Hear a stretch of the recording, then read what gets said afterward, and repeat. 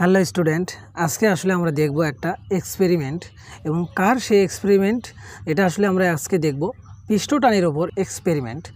তো সেটা আসলে আমরা দেখার জন্য আসলে এই এক্সপেরিমেন্টটা আসলে আমাদের কিছু যন্ত্রপাতি লাগবে, অর্থাৎ ইনস্ট্রুমেন্ট লাগবে। সেই ইনস্ট্রুমেন্টগুলো কী কী সেটা তোমরা দেখতে পাচ্ছ। আমরা দেখতে পাচ্ছি এটা একটা কি পট। এই পটে আমাদের কি আছে, পানি আছে, অর্থাৎ ওয়াটার আছে। এবং দেখো আমার এই যে দেখো আমার হাতে তোমরা দেখতে পাচ্ছ এটা একটা কি সুচ। তে আসলে এই সুচের এখন আমরা দেখব যে আসলে এই পানির উপর আসলে ভাসবে কিনা। আর তোমরা যদি কেউ জেনে থাকো যে আসলে পানির ঘনত্ব বেশি নাকি আমাদের হাতের এই সুচের ঘনত্ব বেশি, অবশ্যই আমাদের এই সুচের ঘনত্ব বেশি।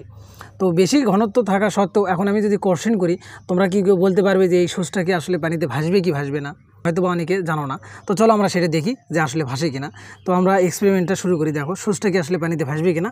তো দেখো আমরা দেই,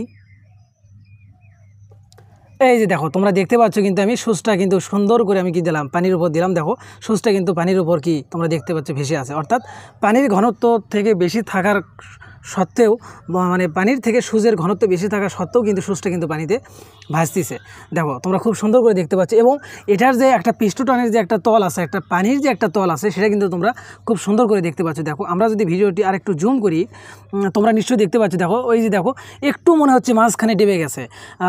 আমরা দেখতে পাচ্ছি, দেখো খুব সুন্দর করে দেখো একটু মাঝখানে ডেবে গেছে। আর দেখো আমি কিন্তু একদম সরাসরি আমি দেখালাম তোমাদের হাত দিয়ে যে আসলে সুচটা কিন্তু পানিতে ভেসে থাকে। তো আসলে আশা করি তোমরা এই এক্সপেরিমেন্টটা খুব ভালো লাগছে। আর তোমরা নিজেরাও কিন্তু এটা বাসায় করে দেখতে পারো। এটা আসলে সত্য একটা সুচ কিন্তু পানিতে ভেসে থাকে। এটা আসলে একটা পিস্টনের কি এক্সপেরিমেন্ট। আশা করি তোমাদের খুব ভালো লাগছে। আল্লাহ হাফেজ।